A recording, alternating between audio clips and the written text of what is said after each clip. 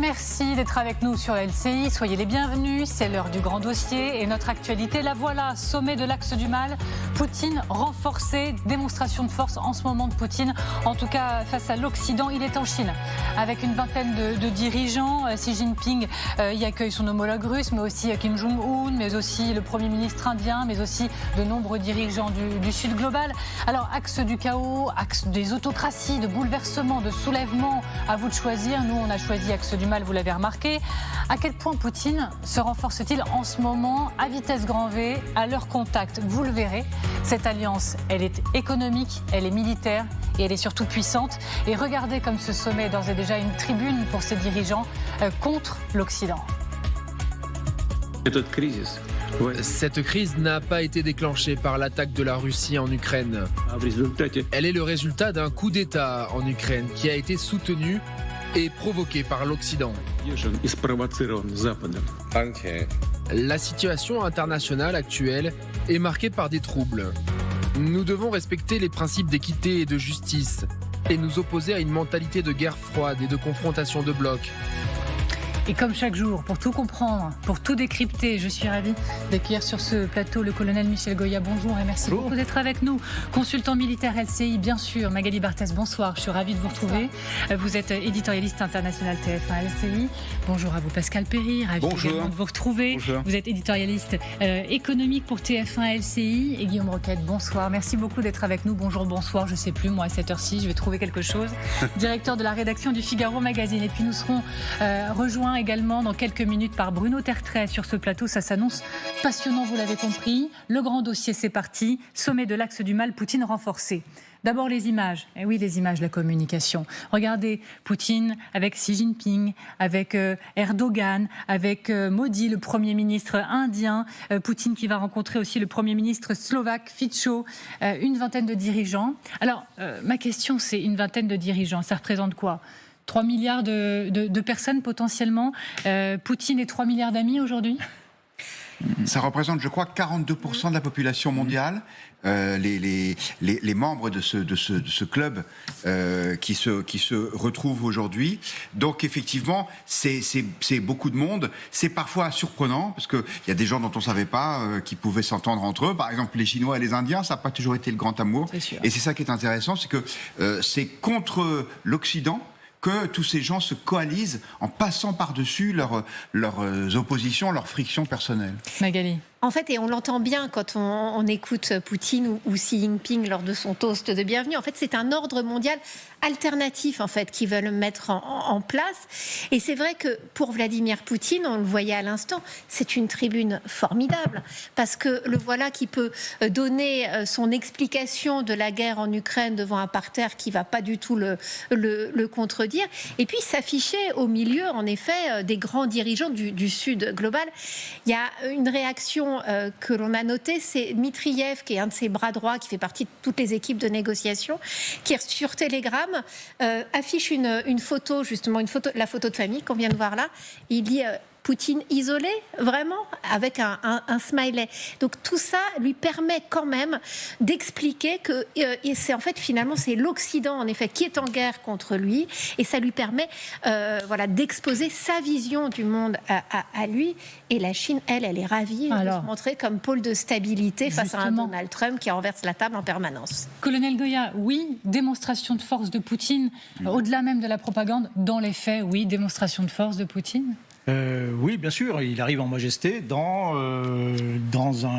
la moitié du monde, dans 40% du monde, d'une certaine façon. C'est un autre monde, effectivement, qui se veut une réaction au nouvel ordre mondial dont parlait le président Bush, père, et qui était dominé par les Américains, qui était dominé par l'économie américaine, qui était dominé par le dollar, qui était dominé par la puissance militaire américaine, qui définissait les États qui étaient des États voyous qu'il fallait punir ou pas, qui faisait un peu la police du monde. Et donc ça, c'est une réaction très, très nette à ce nouvel ordre mondial qui était quand même très largement sur le déclin, et la proposition d'un monde alternatif où se côtoient effectivement des gens très divers. Il y a l'Inde, la Chine, mais aussi l'Inde et le Pakistan, par exemple. Je ne sais pas trop ce qu'ils vont se dire face à face. Et dont on peut aussi se demander qui sera finalement le leader, quoi. Comment ça va s'organiser, quel est le centre de ce nouveau monde. Et on voit très bien que le fait que ça se passe en Chine n'est pas un hasard, que ça s'appelle l'Organisation de coopération de Shanghai n'est pas un hasard, et que Xi Jinping, oui, se voit dans ce rôle traditionnel de milieu du monde, d'empire du milieu.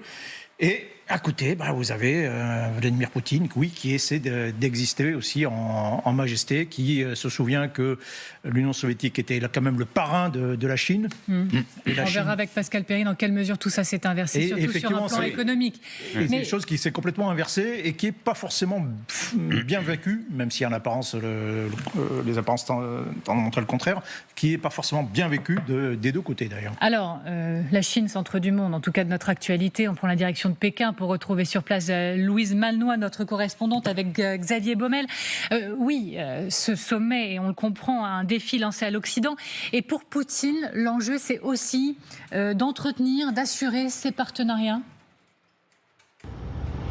Une photo marquante. 21 chefs d'État, dont 4 sont à la tête d'un pays doté de l'arme nucléaire. La Chine, la Russie, l'Inde et le Pakistan, réunis en Chine pour le sommet de l'Organisation de coopération de Shanghai. Alors même si le président chinois, à l'ouverture de ce sommet, a précisé refuser l'esprit de guerre froide, eh bien cette photo, elle fige tout de même une forme de défi lancé à l'Occident. Aux côtés du président chinois et du Premier ministre indien, notamment Vladimir Poutine, le président russe, qui a déclaré aujourd'hui face à ses partenaires que la guerre en Ukraine relevait de la responsabilité de l'Europe, de l'Occident, d'avoir voulu pousser l'Ukraine dans les bras de l'OTAN. Il vient donc chercher du soutien auprès de cette organisation, le président russe, l'Organisation de coopération de Shanghai, qui s'affiche d'ailleurs comme un contrepoids à l'OTAN. Et puis cela permet aussi à Vladimir Poutine d'ouvrir des marchés à la Russie, qui fait l'objet de sanctions de l'Union européenne. Demain, Vladimir Poutine sera toujours en Chine, il s'entretiendra avec Xi Jinping en tête-à-tête, et il est question peut-être que de nouveaux contrats soient signés, notamment pour écouler le gaz et le pétrole russe. Et voilà, on viendra à l'aspect militaire, cette association, vous choisirez même le mot alliance que vous voudrez, mais qui est également militaire, elle est économique. Il vient chercher effectivement à entretenir les partenariats parce qu'il faut la financer, la guerre. Oui, il y a cette dimension. Ce qui réunit toutes ces personnes-là, c'est la volonté de dédollariser le monde. Il faut bien comprendre une chose, c'est qu'il y a les conflits militaires, mais il y a aussi une arme qui est l'arme monétaire. Et elle est déterminante, l'arme monétaire, parce que le dollar, c'est 65% des échanges mondiaux, y compris d'ailleurs quand l'Inde achète du pétrole russe pour le revendre sous le manteau aux Occidentaux, elle l'achète en dollars. Si elle l'achète en roubles, c'est toujours converti en dollars. Donc le dollar, c'est un outil de domination. Et tous ceux qui sont là souhaitent dédollariser le monde pour réduire l'influence américaine. Donc c'est premier levier, la question monétaire. Alors on va rester ensemble, Pascal Perry. Je vais même vous voler un peu au plateau. On va aller direction mon écran magique, on va dire ça comme ça. Pascal Perry, c'est en 2001 que Pékin a lancé cette organisation. On a regardé les chiffres, en tout cas selon l'organisation. Elle rassemble 26 pays désormais, c'est ça, un quart du PIB mondial, et ce serait 50% à peu près de la population mondiale. Petit à petit, vous voyez déjà le décalage. L'oiseau fait son nid, et plus que ça encore. Oui, l'oiseau fait son nid, mais ces deux chiffres-là, c'est absolument central. Et la moitié de la population d'un côté, mais une production de richesse qui est encore asymétrique par rapport au volume. C'est-à-dire qu'on ne peut pas raisonner. La démographie est un élément. Ce que je peux vous dire, c'est que, pour répondre à votre question, oui, progressivement, cet ensemble présente des forces et le potentiel de croissance de ces territoires est considérable. Autant on peut dire qu'il y a d'un côté du monde les pays occidentaux, vous avez les États-Unis et puis l'Europe, qui sont arrivés au bout d'un cycle, qui était le cycle de consommation. Nous ne sommes plus des sociétés de subsistance, nous sommes devenus des sociétés de consommation. Mais là, par exemple, s'agissant de l'Inde, vous avez un potentiel de croissance absolument considérable. Qu'est-ce qui manque à l'Inde aujourd'hui? Des choses dont dispose la Chine. Il lui manque des technologies, il lui manque des terres rares, il lui manque des semi-conducteurs, autant d'éléments que la Chine peut fournir, et il lui manque aussi du capital. Parce que l'Inde a besoin, l'Inde c'est le pays le plus peuplé du monde, ça doit être 1,4 milliard d'habitants, l'Inde a besoin de capital aujourd'hui et de technologie pour avancer. C'est un pays qui est finalement assez faiblement industrialisé, même si on y produit les principes actifs des médicaments que nous consommons et quelques autres industries. Donc on voit bien qu'il y a des intérêts croisés, et donc moi je retiens ces 2 chiffres pour répondre à votre question. Oui, petit à petit l'oiseau fait son nid, mais le terrain à parcourir est encore considérable. On va s'arrêter sur ce duo-là, si on peut l'appeler comme ça. Poutine et Xi Jinping. Leur alliance, elle est surtout économique. Elle est puissante d'ailleurs, cette alliance économique ? Oui, elle est relativement puissante aujourd'hui. Alors d'abord, le point de départ, disons-le clairement, c'est les décisions américaines. L'Amérique a voulu exclure le reste du monde, et en particulier la Chine. Il y a une situation de bras de fer aujourd'hui avec la Chine, et il a été très facile de trouver des intérêts convergents entre la Russie et la Chine. La Chine dispose de capitaux, elle a beaucoup de choses à vendre, elle a en revanche des choses à acheter, elle achète par exemple des hydrocarbures, et donc là il y a une série d'intérêts objectifs. Pour combien de temps, on ne sait pas, parce que les relations internationales c'est parfois un peu gazeux, hein, oui, ça se construit puis ça se détruit aussi, mais ces 2 pays ont tout intérêt à coopérer. Vous avez là cette carte qui est très intéressante, vous voyez donc que la Russie a accès à la mer Caspienne. Je vais introduire un 3e élément peut-être, qui est l'Iran, qu'on a assez peu évoqué, parce que l'Iran se trouve à ce sommet de Shanghai. L'Iran, c'est une interface aujourd'hui, parce qu'il y a la mer Caspienne et puis il y a l'accès à l'Inde ensuite, entre le pétrole russe. Alors le pétrole russe peut aller directement en Chine, mais il peut transiter également par l'Iran. Il y a un port ici, à la frontière du Pakistan, qui s'appelle le port de Chabahar, et qui permet d'accéder à un autre port, Janmar, qui se trouve ici en Inde, où est raffiné le pétrole qui arrive, vous savez, il y a cette flotte fantôme là qui arrive par cette partie, vous avez le golfe d'Oman, et puis on descend là dans l'océan Indien et on arrive à cet endroit-là, et donc on raffine du pétrole russe via l'Iran en Inde. Il est ensuite revendu parfois aux Américains, très souvent aux Européens. Si vous avez une voiture diesel, il y a 70% de chances que vous consommiez du pétrole russe. On voit comme tout se tient. Excellent, Pascal Perry. Merci beaucoup. Alors, on continue d'en parler. Dans quelle mesure, selon vous, Poutine arrive en réalité en vassal, notamment économique pour commencer, vis-à-vis de Xi Jinping? Est-ce que, en gros, Xi Jinping le tient? Est-ce que Poutine vient quémander en réalité? Poutine commence à avoir de très très sérieuses difficultés économiques, parce que les revenus des hydrocarbures ont baissé, parce que de plus en plus les autorités du pays s'inquiètent d'un risque de récession. Il y a une inflation qui est très haute, des taux d'intérêt qui se sont envolés. Donc on sent bien que la Russie ne va pas arriver à tenir aussi longtemps qu'elle le voudrait ce rythme-là. Donc elle a besoin en effet de partenaires, elle a besoin de soutien. Et puis Poutine doit prouver aussi à certains de son entourage, certains membres de son entourage, des chefs d'entreprise qui commencent à s'inquiéter de ces chiffres justement très inquiétants de l'économie russe, qu'il peut trouver des relais de croissance, qu'il peut trouver d'autres partenaires. Dans l'entourage de Vladimir Poutine, il y a quelques semaines, on avait beaucoup d'informations sur le fait que certains oligarques s'inquiétaient du fait que Poutine n'ait pas justement pris l'opportunité de faire ce deal avec les Américains, parce que justement l'économie souffre. Là, il y a beaucoup de voix en Russie qui disent attendez, il faut quand même qu'on arrive à trouver une issue à cette guerre, parce que l'économie russe va pas pouvoir tenir pendant des années et des années.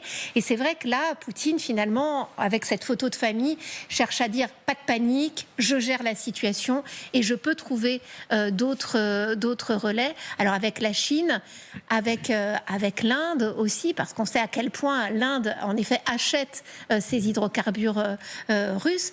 Mais c'est vrai que ça compte pour lui, à l'intérieur, d'avoir ces images-là. Et on voit bien à quel point la propagande russe, d'ailleurs, les multidiffuse. Mais du coup, ces hommes-là qui l'entourent, ils le tiennent en réalité, Poutine? J'insiste sur cette question, parce qu'il a besoin d'eux. Il a besoin d'eux. J'ajoute un élément qui est absolument central. Ce qui manque le plus aujourd'hui en Russie, c'est de la main-d'œuvre. La main-d'œuvre dans les usines, parce qu'une partie de la jeunesse est partie. probablement ce qui explique que la Russie cherche à mobiliser des troupes étrangères sur le front. Il n'y a plus personne pour produire dans les usines. Alors, vous pouvez avoir des technologies. Alors, des technologies, il en existe. En Russie, vous avez une école des mathématiques, vous avez des ingénieurs formidables, extrêmement compétents. Vous pouvez avoir du capital. Il y a toujours du capital, il y a toujours une réserve de capital. Mais quand il manque de la main-d'œuvre pour produire, c'est le véritable problème aujourd'hui de Poutine, de l'économie. Et donc, plus on est faible chez soi, par définition, plus on est tenu par l'extérieur. Et la contribution de ces nouveaux amis, de ces nouveaux alliés, est importante pour Poutine. Mais est-ce que sa chance, entre guillemets, c'est que Trump, par sa politique, notamment de droits de douane, et notamment vis-à-vis de l'Inde, est en train de jeter aussi certains de ses leaders dans les bras de la Chine et de Poutine. On va regarder les tweets de Modi ces dernières heures, le Premier ministre indien. Voilà, regardez à quel point il met en scène sa proximité avec Poutine. C'est toujours un plaisir de rencontrer le président Poutine. Il communique énormément, Modi, sur cette séquence. On le sait, c'est un message à Trump qui vient de lui imposer 50% en plus de droits de douane parce qu'il estime que lui, président indien, il finance la guerre russe en Ukraine. Oui, mais est-ce que cette politique de Trump, elle est contre-productive et elle envoie ces hommes-là se liguer en réalité contre lui et l'Occident ? Pour l'instant, oui, puisque effectivement, on le sait, la Chine est l'adversaire stratégique pour les États-Unis. Et tout le pari de Trump, c'était d'essayer de calmer le conflit en Ukraine de façon à pouvoir ramener en quelque sorte la Russie dans le giron occidental. On voit bien avec cette réunion que c'est un échec complet. Et non seulement c'est un échec avec la Russie, mais c'est aussi un échec avec l'Inde. L'Inde et la Chine sont des pays qui sont historiquement extrêmement opposés. Il y a des conflits de frontières absolument permanents entre les deux pays, avec d'ailleurs des escarmouches militaires assez régulières, même si ça ne tourne jamais à la bataille rangée.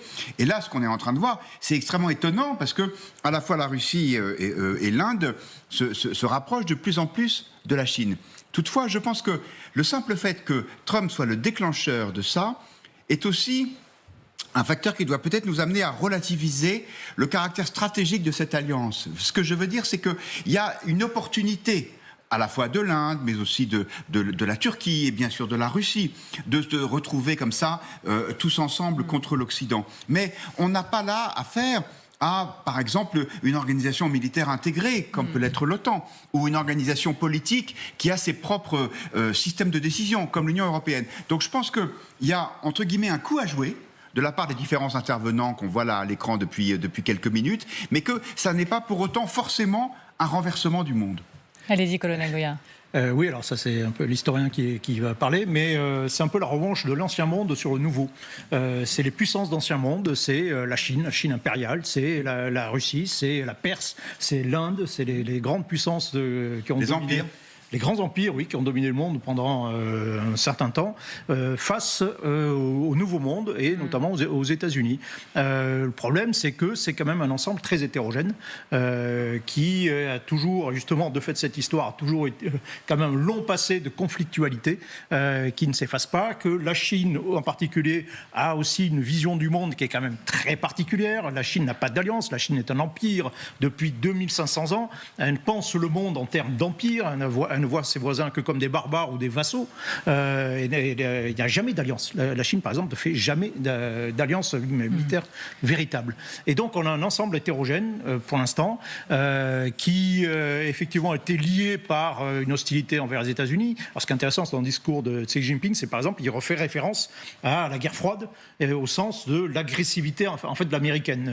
Vous voyez, voilà, c'est le retour de l'agressivité américaine, notamment par la politique commerciale de Donald Trump, qui est jugée violente, agressive, notamment, et ça c'est un fait nouveau pour la Chine, face à une économie chinoise qui, elle, dépend, pour la première fois de son histoire, autant justement du commerce extérieur, de l'ouverture sur la mer. Et donc pour les Chinois, c'est une véritable, je ne dis pas une déclaration de guerre, mais c'est en tout cas une vraie déclaration d'hostilité.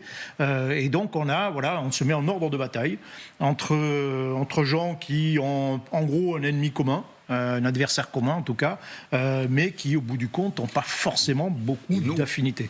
En quelques secondes, Pascal. Nous, Européens, moi je me sens toujours bien quand le monde est bipolaire.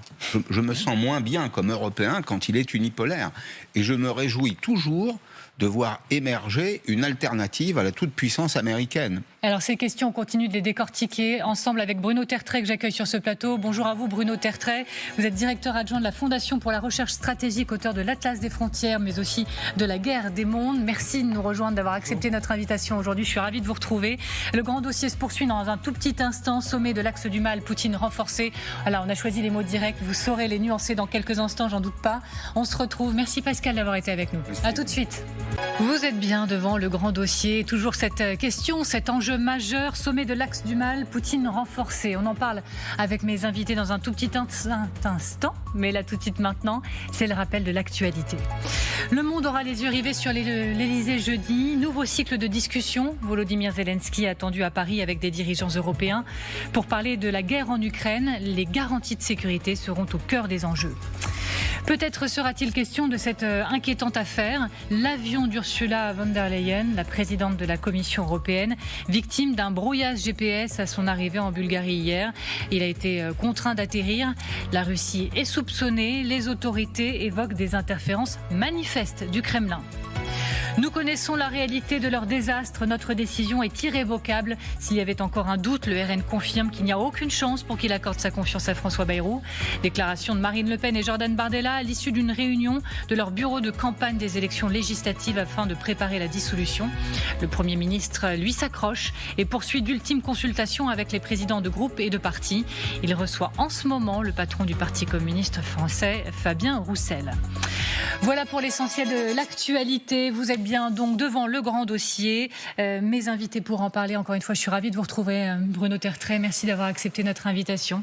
Vous êtes directeur adjoint de la Fondation pour la recherche stratégique. Vous êtes l'auteur de l'Atlas des frontières aux éditions Les Arènes et de la guerre des mondes, nouvelle édition pour 2025 aux éditions Alpha. Toujours à nos côtés, le colonel Goya, toujours Guillaume Roquette et Magali Barthez. Je voudrais vous soumettre un édito. Dans Le Point, comme vous écrivez également dans Le Point régulièrement, il est signé Gérard Haro ces dernières heures, qui parle du retour de l'ère des empires et qui parle des prédateurs qui arrivent. L'ère des empires et les prédateurs arrivent. D'ailleurs, il rajoute que nous ne sommes pas préparés. C'est ça ce qui se joue ? Ah bah écoutez, c'est tout à fait ça. D'ailleurs, le petit ouvrage que vous avez fait l'amabilité de mentionner, qui s'appelle La guerre des mondes, le sous-titre, c'est le retour de la géopolitique et le choc des empires. Et j'y décrivais, et c'est pour ça que je suis tout à fait d'accord avec Gérard Haro, j'y décrivais tout simplement, comme d'autres l'ont fait aussi, le retour de ce que j'appelle les néo-empires, c'est d'anciens empires qui veulent être de nouveau des empires, en 4 en particulier, la Chine, la Russie, mais aussi l'Iran et la Turquie. Donc oui, nous y sommes. Il y a vraiment un phénomène global, durable, important, et qui doit, pour nous, Européens, nous mettre en question, parce que nous, l'Europe, on l'a fait justement pour revenir de l'impérialisme. Il y a ce que j'appelle, dans ce livre, puisque vous l'avez mentionné, les empires guéris et les empires malades. Les empires malades, c'est ceux qui ne se sont jamais vraiment remis de leur perte d'influence et qui donc essaient de retrouver leur place au soleil, en tout cas celle qui estiment être leur place légitime. Et bien, je parle de la Russie en particulier, mais aussi de la Chine. En revanche, il y a ce que j'appelle les empires guéris, c'est-à-dire ceux qui ont tourné la page, à mon sens, de l'impérialisme. Et ce sont tout simplement les anciens empires belges, français, allemands, anglais, qui n'ont plus une logique d'empire. Et c'est pour cela que le projet européen est particulièrement important. C'est parce qu'on est passé à autre chose, une autre logique, mais il n'empêche qu'on n'a pas été préparé mentalement au retour brutal de tous ces prédateurs, surtout quand on en a un nouveau qui arrive. Le plus gros d'entre tous, c'est les États-Unis. Alors, les prédateurs, Emmanuel Macron en a parlé également, mais lui, il estime qu'on a un coup d'avance encore. Vous allez me dire ce que vous en pensez, on va le réécouter. C'était le 13 juillet dernier. À l'heure des prédateurs, nul ne peut demeurer immobile. Nous avons une avance, mais demain, au même rythme, nous serions dépassés. On peut dire, face à Poutine, Xi Jinping et tous ces dirigeants du monde réunis en ce moment même à Pékin, que nous avons une avance ? Je ne sais pas si on a vraiment une avance. Je sais qu'on n'est pas totalement démunis, je sais que nous ne sommes pas totalement désarmés. Le problème, c'est que l'exercice de la puissance au niveau européen, il se fait de manière un petit peu complexe, lente, bureaucratique parfois, même si l'Europe a quand même fait beaucoup de progrès. Il y a déjà 6 ans, je crois, 5 ans peut-être, c'est avec Madame von der Leyen qu'on est passé à une autre vision de la Chine, une vision moins naïve de la Chine. Et je dois dire que là, pour le coup, elle avait fait le travail, si vous voulez. Le fait que la Chine puisse se comporter, c'est ce qu'elle disait, c'est ce que les Européens ont dit assez tôt, comme un rival, un compétiteur stratégique, ça montrait déjà un esprit de réveil. Le problème, c'est que nous ne sommes pas tous d'accord, c'est qu'il y a beaucoup de pays qui ne veulent pas avoir une mauvaise relation avec la Russie pour des raisons politiques, d'autres qui ne veulent pas avoir une mauvaise relation avec la Chine pour des raisons essentiellement économiques, et c'est un peu la limite du système européen, et c'est aussi pour cela que l'on pose régulièrement la question de savoir dans quelle mesure en politique étrangère l'Europe doit-elle fonctionner tout le temps par consensus, est-ce qu'il ne pourrait pas y avoir des décisions qu'on prend à la majorité? Alors vous savez, quand on parle de ces dirigeants réunis, on parle de l'alliance des grands méchants, de l'axe du soulèvement, de l'axe du bouleversement, de l'axe du chaos. Je pourrais continuer comme ça encore longtemps. Ils sont si puissants que ça, in fine. Chaque fois qu'on parle d'axe, d'abord, c'est pas un axe. Il faut toujours le rappeler. L'axe, c'est quand même des alliances militaires. Or, il n'y a pas d'alliance militaire entre ces prédateurs-là. La seule alliance militaire qui existe, c'est celle qui a été signée, ou plutôt renouvelée, puisqu'elle existait déjà par le passé, entre Moscou et Pyongyang, entre la Russie et la Corée du Nord. Donc parler d'axe, à mon sens, est trompeur quand on fait référence au début du XXe siècle. C'est trompeur également si on fait référence à George Bush. Vous vous souvenez de l'axe du mal, où 3 pays très différents étaient mis dans le même sac alors qu'ils n'avaient pas grand-chose en commun et qu'ils ne coopéraient pas forcément toujours bien ensemble. Je ne sais pas s'il faut vraiment leur donner un nom. Moi, j'appelle ça la famille autoritaire. Si vous voulez, je préfère parler de famille parce que ça montre bien qu'il y a des liens complexes, il y a des cousins plus ou moins éloignés, et comme toutes les familles, c'est parfois un petit peu dysfonctionnel. L'organisation de coopération de Shanghai n'est pas l'équivalent de l'OTAN. L'équivalent de l'OTAN, c'est l'organisation du traité de sécurité collective, c'est le mini-OTAN de la Russie, c'est la Russie plus quelques pays de l'ex-Union soviétique. Il faut toujours le répéter parce qu'ils aimeraient bien, certains d'entre eux, la Russie et la Chine, présenter ça comme justement l'équivalent de l'Alliance Atlantique. Ça n'est pas l'équivalent de l'Alliance Atlantique, surtout lorsqu'il y a l'Inde, on va en parler parce que ça a été effectivement, vous l'avez déjà souligné, un des éléments les plus importants de cette rencontre à Pékin, la position indienne. Mais le seul résultat, militaire de cette organisation de coopération de Shanghai, c'est la coopération contre le terrorisme. Leur définition du terrorisme, d'ailleurs, n'est pas toujours la même que la nôtre, ce qui existe depuis une dizaine d'années, mais c'est absolument pas une alliance militaire. Et il y a, in fine, quand même, presque autant de choses qui les séparent que de choses qui les réunissent. Allez-y, Guillaume Roquette. Oui, moi, il me semble qu'ils ont un atout majeur, c'est qu'ils ne s'embarrassent pas de grandes règles et de grands principes que nous avons, nous. Alors, tout à l'heure, il était écrit en bandeau, c'est l'axe du mal. Alors, bon, c'est peut-être un petit peu binaire comme vision des choses, mais c'est vrai que la plupart de ces régimes sont des régimes autoritaires. Ce sont parfois des démocraties autoritaires, comme la Turquie ou l'Inde, où les chefs d'État et de gouvernement sont élus. Mais une fois qu'ils sont au pouvoir, on va dire qu'ils fixent leurs propres règles. Et ça, c'est un atout qu'ils ont par rapport à nous, en particulier nous, Européens. Et c'est pour ça que moi, je suis moins optimiste que Bruno Tertrais sur la capacité de l'Europe à s'adapter à cette nouvelle donne géopolitique, parce que nous sommes assez désarmés face à ces nouvelles règles du jeu, alors même que Trump, lui, il les a comprises et il les utilise. Alors, les États-Unis sont évidemment une démocratie, mais par exemple, les règles de coopération internationale en matière commerciale, qui étaient la règle depuis des dizaines d'années, il fallait toujours qu'il y ait moins de droits de douane pour qu'il y ait plus de commerce international. Trump, il a renversé ça, mais sans aucune hésitation. Qu'est-ce qu'ont fait les Européens face à ça ? Ils ont été obligés, bon gré mal gré, de se soumettre. Et donc, nous qui sommes perchés, à juste titre, sur nos grands principes, sur le droit international, sur le multilatéralisme, sur la coopération, face à ce retour de la brutalité, on est quand même un peu désarmé. Est-ce qu'on peut dire de Xi Jinping et de Poutine, malgré tout, qu'ils sont les pivots d'un nouvel ordre mondial et à notre détriment d'ailleurs? D'abord, je ne suis pas sûr que ce soit un nouvel ordre mondial. Je ne suis pas du tout sûr qu'un nouvel ordre soit en train de se dessiner. On dit souvent qu'on est dans une période de transition vers quelque chose de nouveau. Non, je crois qu'on est tout simplement revenu à l'état normal du monde, au sens où la vie internationale telle que nous l'avons connue depuis 3 ou 4 siècles, depuis la paix de Westphalie en 1648, c'est plutôt le désordre que l'ordre, et c'est rarement rarement des règles de fonctionnement communément acceptées et effectivement respectées par tous. Et par rapport à ce qu'a dit Guillaume Roquette, je ne suis pas du tout en désaccord, mais je voudrais ajouter quand même un point. Ils ont effectivement cet avantage, mais ils ont aussi un gros inconvénient, les régimes autoritaires. Plus ils deviennent autoritaires, plus ils se ferment à tout ce qui peut mettre en cause leurs propres convictions, leurs propres certitudes. Leurs dirigeants s'isolent de plus en plus. Pourquoi ? Parce que plus un dirigeant devient autoritaire, eh bien, plus il élimine ou il ne permet pas à des voix discordantes de venir lui dire vous savez, monsieur le grand leader, peu importe qu'il soit nord-coréen, chinois ou russe, là, vous n'avez peut-être pas tout à fait... Ils n'ont plus de fous du roi. Ils n'ont plus de gens qui vont leur dire écoutez, vous êtes sûr que c'est vraiment... vous êtes certain qu'on va pouvoir renverser le régime ukrainien en 3 jours ? Parce que voilà les problèmes qu'on a dans l'armée. Plus personne ne leur dit cela. Donc, j'allais dire, je prends cet exemple-là. J'aimerais bien savoir si, justement, à côté de Xi Jinping, il y a quelqu'un qui lui dit, vous savez... c'est pas forcément évident qu'on pourrait conquérir Taïwan en une semaine. Bref, c'est un véritable inconvénient commun à tous les régimes autoritaires et non plus de voix discordantes autour d'eux. Voilà, c'est quand même un problème qu'ils ont, mais je ne suis pas en désaccord avec ce que disait Guillaume. Magali Barthez, vous en pensez quoi ? Si ce sommet phare là, qui se tient actuellement vise pour Poutine surtout à défier l'Occident, à nous défier nous, ça marche selon vous ? C'est-à-dire que oui, ça marche parce que c'est ce qu'il veut afficher comme image.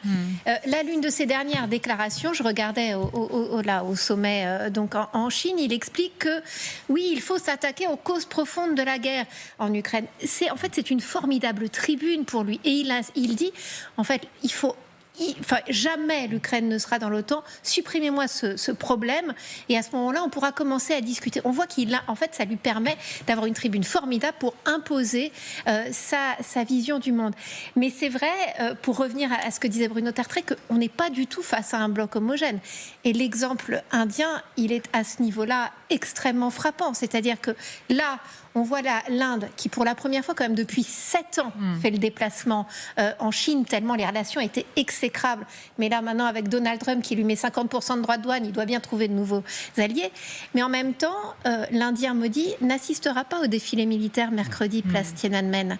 Parce que là, ce serait peut-être aller trop loin dans la validation, alors que l'Inde continue d'acheter nos Rafales français. Donc on voit très bien que chacun a ses intérêts et défend ses propres intérêts. Et là, aujourd'hui, ça sert leurs intérêts de s'afficher ensemble. Ce n'est pas le cas demain. Ce que dit Magali Barthez est intéressant et important. Parce que justement, c'est la limite de ce que peut faire, de ce que souhaite faire l'Inde de Modi, qui a une diplomatie qu'elle appelle multi-alignée. Vous savez, pendant la guerre froide, on parlait de non-alignement. Maintenant, ils disent on est aligné avec tout le monde, d'une certaine manière. Mais c'est la limite, justement, de cette photo de famille. C'est la limite de la démarche de Modi, qui a bien voulu faire comprendre qu'il faisait ce qu'il voulait et que ce n'est pas les menaces de Trump et ni les droits de douane imposés par Trump qui allaient le faire. Parce qu'il lui a remis 50% en plus en disant qu'il alimentait la guerre russe en Ukraine. Mais ça ne veut absolument pas dire que l'Inde est en train de rejoindre un axe, est en train de rejoindre encore moins une alliance militaire. Vous savez, il y a un très bon expert de l'Inde qui s'appelle Christophe Jaffrelot, qui dit depuis très longtemps que l'Inde n'a pas vraiment le choix pour sa modernisation économique. Elle est forcée d'avoir des bonnes relations avec la Chine, quelles que soient les tensions sur le toit du monde, comme on a eu il y a plusieurs années à la frontière, qui n'en est pas vraiment une, dans l'Himalaya entre l'Inde et la Chine. Pourquoi ? Parce que l'Inde est encore extraordinairement dépendante de la Chine, notamment pour les secteurs critiques que sont l'électronique, avec les terres rares, que sont l'industrie pharmaceutique, avec les principes actifs. Et le troisième, Guillaume Roquette, vous avez tout à fait raison, c'est l'agriculture avec les engrais, les intrants. Et l'Inde ne peut pas, aujourd'hui, ne sait pas comment faire pour se passer des approvisionnements chinois pour ces 3 éléments absolument critiques de son économie et de son développement. Donc, on parle beaucoup de Trump, c'est vrai, c'est normal, il y a une réaction face à Trump, mais je crois qu'il faut aussi avoir ça en tête, ce besoin qu'a l'Inde de la Chine encore pour assez longtemps. Alors, je voudrais interroger ce qu'on a écrit en bas de l'écran. On a écrit le sommet des infréquentables. Pas si infréquentable. Je vous soumets une image.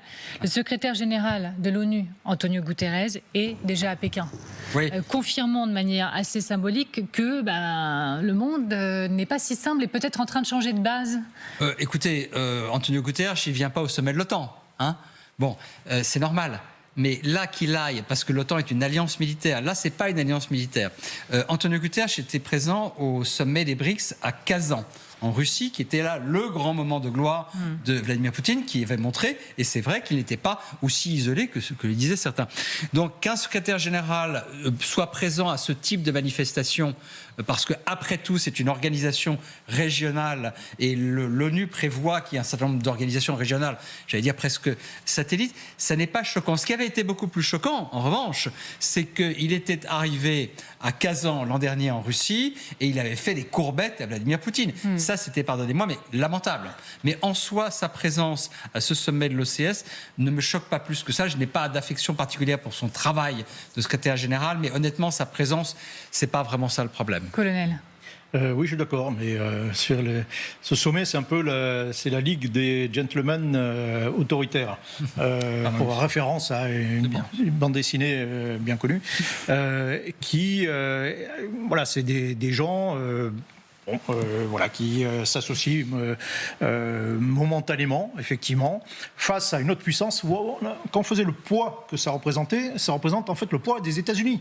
L'autre puissance, c'est les États-Unis. Et la troisième, qui maintenant est tendance à peut-être à devenir une sorte de périphérie de l'histoire, c'est l'Union européenne, effectivement, qui, pour le coup, là, si on veut faire encore un parallèle historique, on pourrait baptiser les royaumes non combattants, c'est-à-dire des anciennes puissances qui avaient la vitalité pendant longtemps ont eu la vitalité du fait de leur rivalité, en réalité, et qui maintenant ont perdu cette sorte de vitalité, cette sorte cette possibilité, cette volonté d'agir comme des puissances qu'elles ont longtemps été, et puis là c'est un peu terminé. Donc on est en train de basculer en périphérie Alors ces justement, transition parfaite, on va se demander, la question elle est toujours sensible, mais si quelque part Poutine a raison.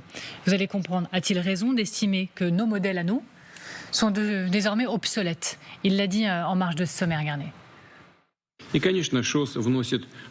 L'OCS contribue de manière tangible au renforcement de l'atmosphère de coopération et de confiance mutuelle sur tout le continent eurasien, permettant ainsi d'établir les conditions politiques et socio-économiques nécessaires à la formation d'un nouveau système de stabilité, de sécurité et de développement pacifique en Eurasie, un système qui remplacerait les modèles eurocentriques et euro-atlantiques obsolètes.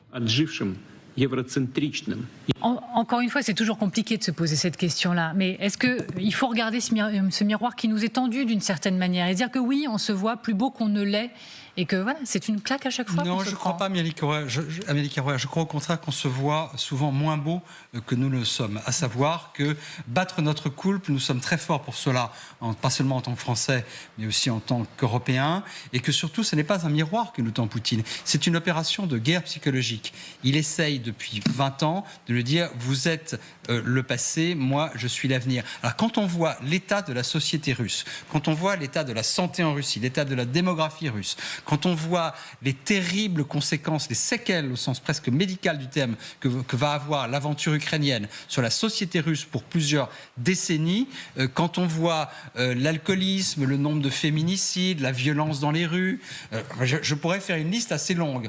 Quand on voit ensuite le cours du rouble, quand on voit beaucoup de choses, dire que la Russie c'est l'avenir, très franchement, ça ne convainc pas grand monde. Il y a un autre point par ailleurs, on va reparler d'Europe bien sûr si vous le souhaitez, mais quand on parle de l'Amérique et de l'Inde, il ne faudrait pas croire que cette relation a été définitivement jetée à la poubelle par Trump depuis 20 ans maintenant. Il y a deux choses qui sont extrêmement importantes qui se passent entre les États-Unis et l'Inde. D'abord, l'élite d'origine indienne est arrivée au sommet politique et économique aux États-Unis. Il y a énormément de personnalités au Congrès ou dans la vie politique.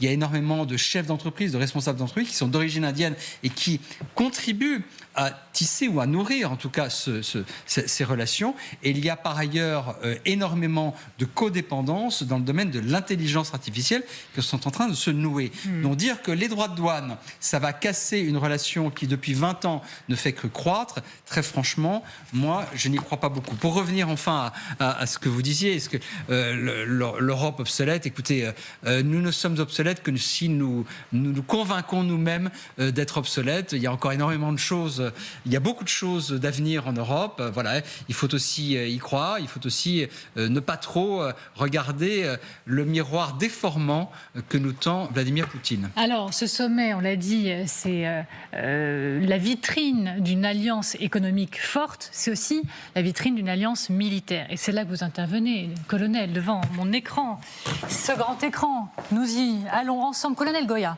The Guardian, le média britannique, n'hésite pas à évoquer une forme de dépendance de Moscou, militaire, vis-à-vis de Pékin. Et en effet, à en croire des responsables américains, Pékin a fourni à Moscou environ 70% des machines-outils, 90% des semi-conducteurs.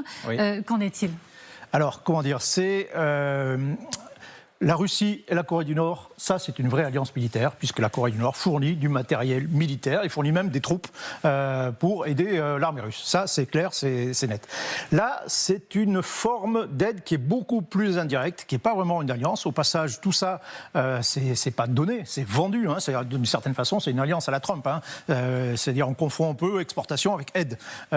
Donc c'est vendu, mais il n'y a pas non plus d'armement, il n'y a pas du côté de la Chine cette idée de provoquer d'une certaine façon en vendant directement des armes à la Russie, mais effectivement, elle fournit par son commerce, à la fois en importation, fournit de l'oxygène à la Russie en important simplement le pétrole, et ensuite elle fournit tout un tas d'équipements, ce qu'on appelle souvent des équipements double usage, civils, militaires, qui sont au bout du compte indispensables à l'effort de guerre russe. C'est-à-dire, on y élimine tout ça, ça se passe beaucoup moins bien pour la Russie. Alors, vous voyez, effectivement, parmi ces équipements, il y a notamment les semi-conducteurs. Alors, c'est évidemment flagrant, puisque c'est indispensable pour tous les équipements maintenant un petit peu modernes. Les machines-outils, indispensables aussi, si vous voulez augmenter, simplement maintenir la production. Mais vous avez d'autres équipements. Par exemple, la Chine vend des dizaines de milliers de camions. Voilà, la logistique de l'armée russe ne pourrait pas fonctionner au bout du compte sans les camions chinois, et ainsi de suite. Et donc, au bout du compte, cette aide, c'est aussi un soutien qui est discret de la part de la Chine, qui peut afficher ses bonnes intentions, mais qui est, au bout du compte, indispensable à l'effort de guerre russe. Mais ce n'est pas tout, colonel, parce que 2 Chinois ont été arrêtés par les Ukrainiens, c'était en avril dernier. Et d'ailleurs, Volodymyr Zelensky, à l'époque, il avait tiré la sonnette d'alarme. On va réécouter ses propos à Volodymyr Zelensky. Il existe donc des documents, des passeports et même des cartes de crédit. Ce sont des citoyens chinois. Je pense que c'est un élément très important. Je pense que les États-Unis doivent prêter davantage attention à ce qui se passe aujourd'hui. Et nous nous attendons à ce qu'un autre pays soutienne militairement l'invasion russe de l'Ukraine. Alors, colonel, au-delà des équipements, qu'en est-il des hommes dans cette alliance militaire ? Alors, dès qu'on met de l'humain, on passe quand même à autre chose. C'est-à-dire que là, au moins, la signature politique devient beaucoup plus importante. Alors, en réalité, oui, et Volodymyr Zelensky a raison d'attirer l'attention. Alors, son intention à lui, c'est évidemment de faire en sorte que cette aide chinoise, qu'on surveille la Chine et que cette aide reste au niveau le plus bas possible, sachant qu'il ne faut pas oublier que l'Ukraine, malgré tout, aussi importe un certain nombre d'équipements, notamment de composants, de drones de Chine, et c'est aussi très important pour son effort de guerre. Maintenant, au niveau des hommes, alors là, effectivement, on a trouvé 2 hommes, 2 Chinois, probablement. Maintenant, il ne faut pas oublier qu'il y a aussi des gens qui sont des volontaires étrangers. Il y a énormément d'étrangers qui combattent aussi dans cette guerre. Donc je ne pense pas qu'il faille, pour l'instant, y voir une implication de la Chine. C'est-à-dire qu'il faut être cohérent. C'est-à-dire que la Chine fait très attention, par exemple, de ne pas fournir des signatures politiques en vendant des armes ouvertement à la Russie, c'est pas pour engager des soldats. Là, la signature est beaucoup plus importante. Donc, je pense que c'est pour l'instant, c'est un épiphénomène, mais que Volodymyr Zelensky a raison a raison d'attirer l'attention sur ça pour peut-être essayer d'éviter justement que ça aille plus loin. Merci colonel. Alors on a parlé ensemble d'alliance militaire, mais cette expression d'alliance militaire merci beaucoup colonel, entre la Russie et la Chine, elle fait débat. On lisait les Échos disent alliance militaire, mais Le Monde par exemple estime qu'il n'y en a point pour le moment parce qu'elle serait rejetée en réalité par la Chine. Qu'en est-il de cette alliance militaire, Bruno? Écoutez, en fait, tout dépend de quoi on parle, mais il faut que les mots aient un sens. Et j'imagine que Michel Goya n'aura pas des positions très éloignées de la mienne. Je pense qu'il faut réserver, à mon sens, l'expression alliance militaire à un engagement de défense. Tu es attaqué, je te défends. Je suis attaqué, tu me défends. C'est ça, fondamentalement, une alliance militaire. D'autres, évidemment, emploient ce terme de manière plus large, mais je pense qu'il faut vraiment le réserver à ces engagements de défense mutuelle. L'OTAN est une alliance militaire. La mini-OTAN russe est aussi une alliance militaire, même si c'est assez compliqué.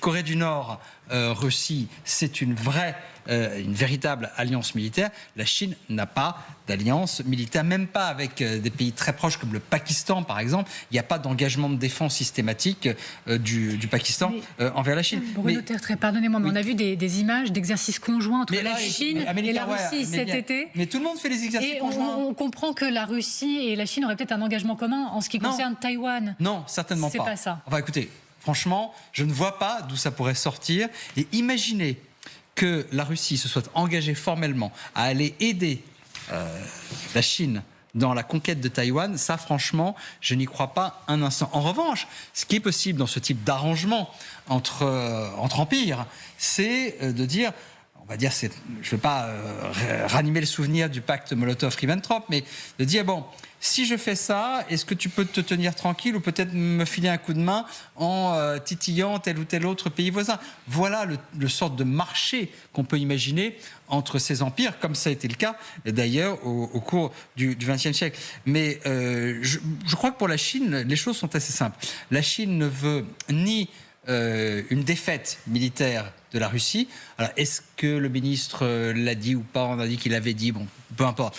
Il ne veut certainement pas la défaite militaire de la Russie, mais est-ce que la Chine aurait voulu une victoire éclatante de la Russie? J'en suis pas certain. On va en reparler dans quelques instants. Je ne suis pas du tout certain que ça soit le cas. De même que, pour parler du dernier pays de cette bande des quatre, que les Américains appellent les CRINC, China, Russia, Iran, North Korea.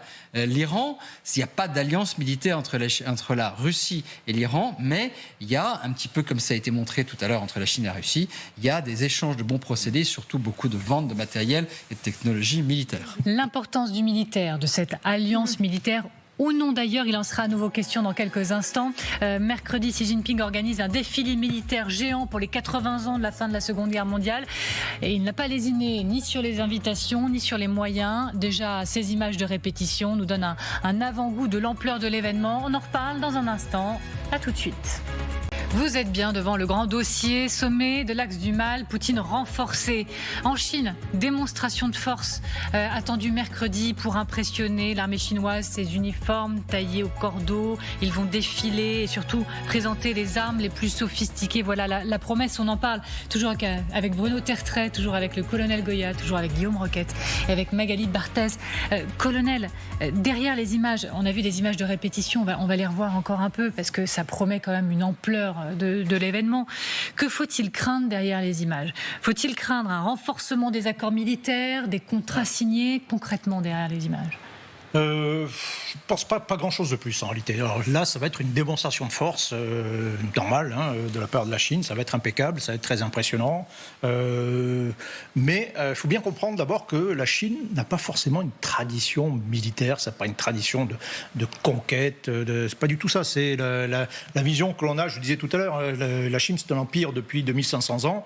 Ne réfléchit plus en termes de conquête. Et l'armée doit être subordonnée au pouvoir. Et c'est un instrument du pouvoir qu'on utilise finalement au bout du compte en dernier recours et pour mener généralement des guerres de punition vis-à-vis de voisins. En revanche, oui, on peut s'en servir beaucoup pour faire de la démonstration. Au passage, c'est une armée qui est en fait pas si importante que ça. Vous avez l'armée chinoise, c'est 2 millions. Alors, sur le papier, 2 millions, oui, c'est l'armée permanente la plus importante du monde. Mais pour un pays de 1,4 milliard d'habitants, vous avez en proportion moins de soldats en Chine qu'en France, par exemple.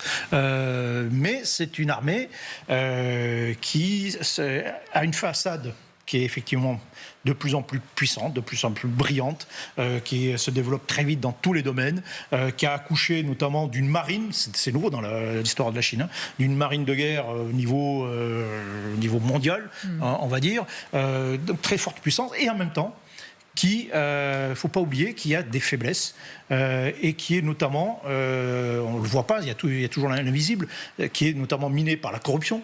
Que ça fait 13 ans, par exemple, que le pouvoir, que Xi Jinping mène une lutte contre les factions de l'armée, pour remettre au pas l'armée et pour lutter contre ces divisions internes et surtout la corruption interne. C'est une armée qui ne sait pas faire de grandes opérations complexes modernes, ça s'improvise pas. On l'a vu par exemple avec lorsque la Russie a envahi l'Ukraine, c'était la première fois que l'armée russe faisait une grande opération à très grande échelle. C'est parce que c'est compliqué. Or la Chine ne sait pas faire, d'où d'ailleurs peut-être effectivement un peu la coopération avec la Russie. C'est dans de grands exercices, c'est pour apprendre un peu ce genre de choses et pour essayer de prendre chez les Russes ce qu'ils ont encore un peu à offrir à la Chine dans certains domaines. Donc voilà. D'une manière générale, la Chine, au point de vue de la force militaire, je termine là-dessus, c'est plus on la montre et moins on s'en sert. Alors, moins on la montre et plus on a peut-être l'intention de s'en servir et d'un coup. Alors, je le disais tout à l'heure, il n'a pas lésiné sur les moyens ni sur les invitations, le président chinois, puisque Kim Jong-un sera également là, le leader nord-coréen. Et d'ailleurs, carte postale avant de prendre son immense train pour aller jusqu'en Chine, il a fait diffuser des images de lui en train d'inspecter des missiles sur ligne de production. Xi Jinping, Poutine, Kim Jong-un réunis pour ce défilé, c'est aussi quoi? Ça va être un grand marché de l'armement, pardon, mais c'est ça aussi ce qui va se passer entre oui, mais c'est aussi quand même une photo de famille, si j'ose dire, assez exceptionnelle. Kim Jong-un ne se déplace que très rarement pour les grands sommets internationaux. Si la seule capitale dans laquelle il pourrait aller pour ce type de manifestation, c'est justement Pékin, parce que la confiance est là. J'allais dire qu'il joue presque à domicile, puisque les seuls défilés équivalents, et parfois même encore plus spectaculaires du point de vue militaire, c'est les défilés nord-coréens. J'ajouterais un point à ce qu'a dit Michel Goya à propos des capacités de l'armée chinoise. Il faut toujours se souvenir que personne ne sait comment se battrait l'armée chinoise. L'armée chinoise ne s'est pas battue, et encore à petite échelle, depuis 1979. L'armée américaine, elle se bat pour de bonnes ou de mauvaises raisons, avec succès ou échec, peu importe, littéralement sans arrêt depuis 1945. Entre l'expérience militaire acquise par les États-Unis et celle acquise par la Chine, il y a la différence entre ceci et cela. Et c'est pour ça que quand on parle d'une éventuelle invasion de Taïwan, personne ne sait véritablement comment ça se passerait, même si, il faut bien le dire, la Chine progresse beaucoup dans l'organisation sur le papier, c'est-à-dire dans les exercices de grandes opérations interarmées. Voilà, elle progresse énormément sur le papier. Les matériels, les équipements sont de plus en plus spectaculaires et nombreux, mais personne ne sait exactement comment les soldats chinois se battraient. Une Russie renforcée militairement à l'issue de ce sommet et de ce défilé ou pas, Magali? C'est-à-dire qu'il y a en fait Kim Jong-un, Vladimir Poutine, si tous ces gens-là partagent finalement une même vision du monde et en effet veulent mettre en avant en fait une alliance militaire on a bien compris qu'il n'existe pas véritablement. Il y a entre la Corée du Nord et la Russie, oui, des échanges en hommes, en matériel. Ce qui est très intéressant, c'est de se demander ce que la Russie a fourni en échange à la Corée du Nord pour peut-être avancer sur son programme balistique. Là, on voit les missiles de Kim Jong-un. La Chine, elle veut faire en effet une démonstration de force, montrer ses armements les plus puissants, ses derniers drones, ses derniers missiles. Mais pas seulement, c'est pas le seul but de ce grand défilé pour les 80 ans de la fin de la Seconde Guerre mondiale, parce que on voit la façon dont Xi Jinping, comme Vladimir Poutine, essayent de profiter de ces défilés pour remodeler l'histoire aussi, l'histoire de la Deuxième Guerre mondiale. Et c'est très intéressant de voir en ce moment à quel point en Chine, des experts, des groupes d'influence sont en train d'essayer de minimiser justement le rôle des États-Unis en faisant une puissance extrêmement égoïste pour dire à quel point en fait c'est bien la Chine, c'est bien la Russie, ce sont ces deux pays-là qui ont gagné la bataille contre le nazisme. Finalement, il y a beaucoup de traits de ressemblance que l'on voit entre le grand défilé sur la place Rouge et celui auquel on va assister place Tiananmen. Kiev demande un soutien plus actif de Pékin dans le processus de paix. Est-ce qu'on peut imaginer la Chine tenter de stopper Poutine dans sa guerre? La réponse de Louise Malnois depuis Pékin. C'est une question que beaucoup se posent, puisque la Chine a l'oreille de la Russie. Et bien que Pékin n'ait encore jamais condamné l'invasion en Ukraine, sa position officielle, c'est tout de même d'appeler à la résolution du conflit. Ça paraît un exercice assez délicat, d'abord parce que les échanges commerciaux entre la Chine et la Russie n'ont cessé d'augmenter depuis 2022. Et Pékin est d'ailleurs accusé de livrer la plupart des pièces nécessaires à la fabrication de drones que Moscou utilise en Ukraine. Et puis d'autre part, la Chine elle ne semble pas vraiment prête à la résolution de ce conflit, en tout cas pas sans concession de l'Ukraine, puisque le ministre des Affaires étrangères, lors de son dernier déplacement à Bruxelles, a confié qu'une défaite de la Russie serait inacceptable parce qu'elle risquerait ensuite de porter toute l'attention de Washington sur Pékin. Alors quelle marge de manœuvre reste-t-il à Xi Jinping, officiellement appelé à la négociation et au dialogue? Merci. Louise Malnois, Guillaume Roquette. Oui, et à ces considérations tactiques qui ont bien été rappelées par votre correspondante, je pense qu'il y a aussi une dimension stratégique qui fait que ce n'est pas l'intérêt de la Chine. Si on prend beaucoup de recul, probablement que la plus grande conséquence géopolitique de la guerre en Ukraine, c'est d'avoir précipité la Russie dans les bras de la Chine. Parce que, souvenez-vous, au moment de la chute de l'URSS, les Occidentaux se sont posé la question en disant, certes, les communistes étaient nos ennemis, donc c'était facile de dire l'URSS, c'est notre adversaire, et c'était la guerre froide. Mais les Russes, est-ce qu'ils sont européens? Est-ce qu'ils vont avoir envie de se rapprocher de nous? Et dans un premier temps, il y a eu des tentatives. Même l'OTAN se disait, tiens, peut-être on pourrait faire des choses avec la Russie. Quand on parle de ça aujourd'hui, mais on a changé de monde. Et pour ça, la guerre en Ukraine pour la Chine est un formidable épisode parce qu'il lui a permis, encore une fois, d'attirer la Russie dans ses filets. Bruno Tertrais. Est-ce que la Chine pourrait, forcer la Russie à des concessions? Oui, si demain, toutes les exportations chinoises importantes, si importantes comme l'a démontré Michel Goya pour l'effort de guerre russe, s'arrêtaient, oui, je crois que la Russie serait, au bout de quelques semaines, contrainte de faire des concessions. Est-ce que la Chine le veut? Non, la Chine ne le veut absolument pas. La Chine, elle souhaite que le conflit continue pour deux raisons. D'abord parce que c'est quand même un point de focalisation de l'Occident au sens large, de la famille occidentale et des Européens en particulier. Et par ailleurs, ça contribue aussi à ce que, comme le soulignait Guillaume tout à l'heure, ça contribue à ce que la Russie affaiblie soit de plus en plus présente dans le giron de Pékin. C'est tout bénef pour Pékin. Je vous remercie d'avoir participé au grand dossier. Je vous remercie, vous, surtout, de nous avoir regardés.